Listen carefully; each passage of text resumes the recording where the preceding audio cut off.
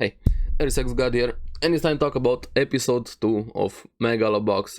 And again, this show delivers so much, feels so real, so gritty, especially after episode 2 where we get more glimpses into the past as to what happened with Joe, but also a hope a bit with him probably getting back on his feet thanks to Chief, who makes a comeback. Also find out more about Chief, and honestly, I'm loving the show so far. Like I said, season 1 has been amazing and season 2 delivers again. So let's get into it and talk about it. Now, after the first episode with the fight against Chief, we still have Joe still being very depressed, run down, still trying to register for random ring fights. But also throughout the show, everybody was thinking about this local Megalo tournament, which we're probably gonna have to get into. But before we get to that, while he was registering, a kid just runs off with Joe's bike because that's what he needed. With everything being so down on him, he loses his bike also.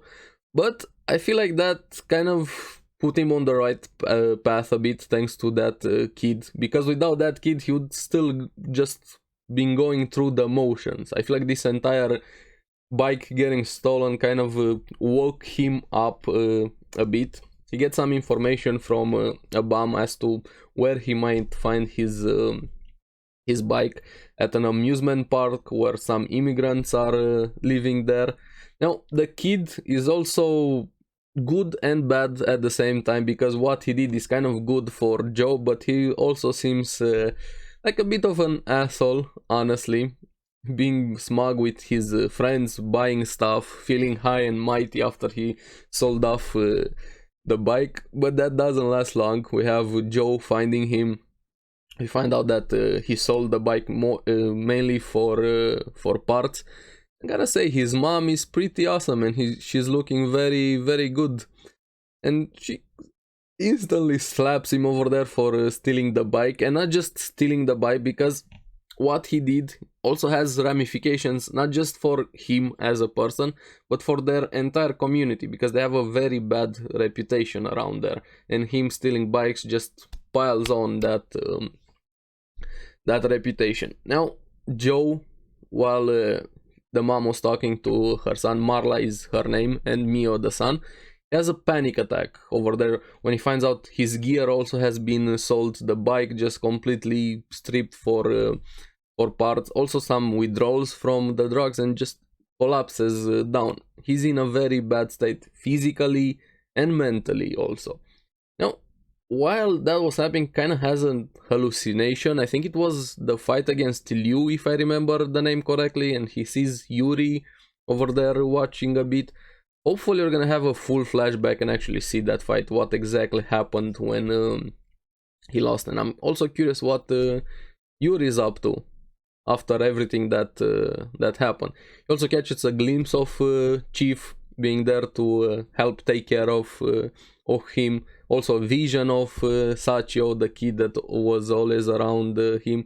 So the family, especially Marla, start taking care of him, getting him back on his feet, at least physically, so to say. Mentally, that's a long road for him. Actually, let him stay in a trailer over there until he gets back on his feet and they fix the bike. As for the gear, she's gonna pay him back for it, but I'll talk more about that. Now, that community is very tight community. They take care of each other. They even had a festival to guide the ones they lost or didn't make it back home. I feel like they're very good people, kind of run down. Life hasn't been too good on them, and on Joe also, this harsh reality or world. Even Joe and Chief, while they're talking, mention it. Now, also, things don't really get much better, because we have eviction notice over there trying to get them off the land for constructions, and auction over there. The owner, Hikawa, is also going to be important a bit later on, just looking. Now, Joe wanted to step in because those workers were getting a bit too rough, and he had that instinct to instantly jump in. And it was good that he didn't jump in. It would probably caused too many problems because those guys weren't really taking no for an answer. But Chief stepped in, stopped Joe from causing a ruckus, and he thankfully handles that situation diplomatically or calmly a bit, tones down the aggression, and delays the eviction over there. Now, Chief is kind of like one of the most important pillars in that community, so to say, because he also wants to buy the land to help the community. Of course, nobody around him was believing him, and we found out why exactly he was willing to fix the fights. He's just saving up money to buy that land for his community. And I like their motto, so to say. It's a bit cliche, but I feel like they actually incorporated Mi casa es su casa, my house is your house. They're very, very welcoming, taking care of Joe, also giving him a place to stay. Of course, this entire thing just started because Mio stole the bike, but I feel like they're very nice nice people over there. Chief also thinking about that Megalo box tournament to enter over there. Now, this was the most interesting part, and also at the end, and I'll get to that, Joe has a vision of Nanbu dying in the hospital. So yeah, all we've seen so far are hallucinations. Like I thought in episode 1, 100% Nanbu is dead, but I'll talk more about that a bit later on. The trailer that Marla gave over to Joe to stay in, we found out it was Chief's trailer. He was still very generous, letting him spend the night there. Chief also lied that he was a Megalo boxer or ranked. He was just willing to do anything and everything to be able to provide for his community. He also knew from the beginning that Joe was Gearless Joe, the famous one. He was kind of like their hero, the one that gave them hope that anybody can become something big when he won the fight and became the champion. Pushed them forward to come into this country, look for jobs, make a life for them, but it didn't really work out. They came in, they were treated like shit, like trash over there. They ended up here, and even this location is not working up for them. So he's trying to do everything. I like Chief. I liked him since episode 1, and this episode just made me like him even more. But of course, like I said, Mio, the kid, he's not a good kid, but I feel like he has good intentions, but he's kind of doing bad things for good things, sort of like the quote that Marla gave to Joe when he left. But before I get to that, Mio just overhears that Joe is Gearless Joe and goes in to tell Tatsu, one of the gangster over there that also works under the owner Hikawa. And that's probably gonna be important, especially in the next few episodes. But now we have Joe getting his bike fixed, getting ready to leave. Marla tries to pay me up for the gear that they sold. Joe still didn't took the money.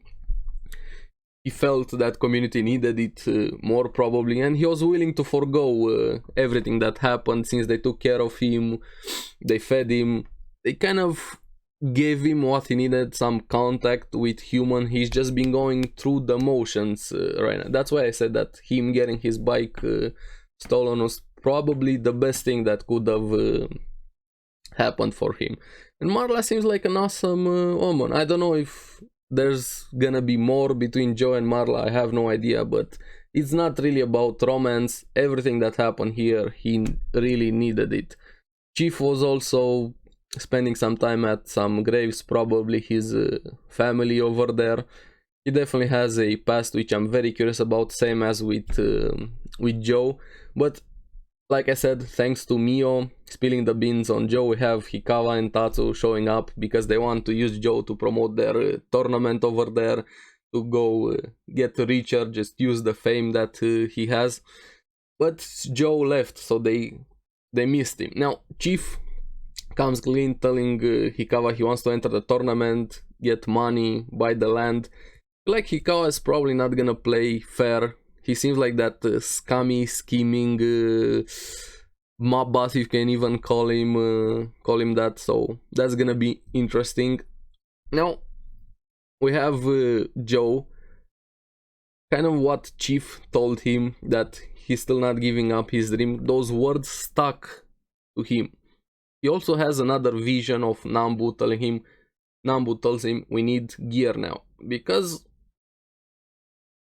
Joe apparently can't go in the ring gearless now. Maybe the boxing has evolved so much with the gears that there's no way to go in without gear, but also probably because of the state he is physically, mentally. He needs some rehab, honestly, and he's probably gonna get that a bit cold turkey. But also the heaviest bomb we have here, he blames himself for Nanbu's death, telling the hallucination, I'm the one that killed you. And Nanbu confirms it, even though it was hallucination, some conscience and stuff like that. I'm so curious what exactly happened. I feel like Nanbu had a peaceful death, the way he was shown in the hospital there, but we still don't have the full context, everything that happened with how Nanbu died. But this pushes a bit Joe forward, because we have Chief training, getting ready for the tournament, and we have Joe showing up to help Chief. Now, I don't know, is he gonna help him as in just training, giving him pointer, being like his second, the way Nanbu was to Joe? Or is Joe actually gonna get full on back into fight, using this just as a training wheels a bit for him to get back into shape? And I like Chief because his one condition was, yes, I'm gonna agree to you helping me, but you have to give up the drugs. And Joe actually threw the drugs. So is he gonna go cold turkey? I don't know, I hope so. He's gonna be able to stick with it. And like I said, getting his bike stolen was probably the best thing that could have happened to Joe, and meeting Chief also in that community. This show is just so good, the art style, the gritty, the realism of it, dealing with so many serious stuff. And the fights. We haven't gotten so many proper fights in these 2 episodes, but so far it just keeps getting better and better. Now, I leave off the questions to you guys. How did you feel about this episode?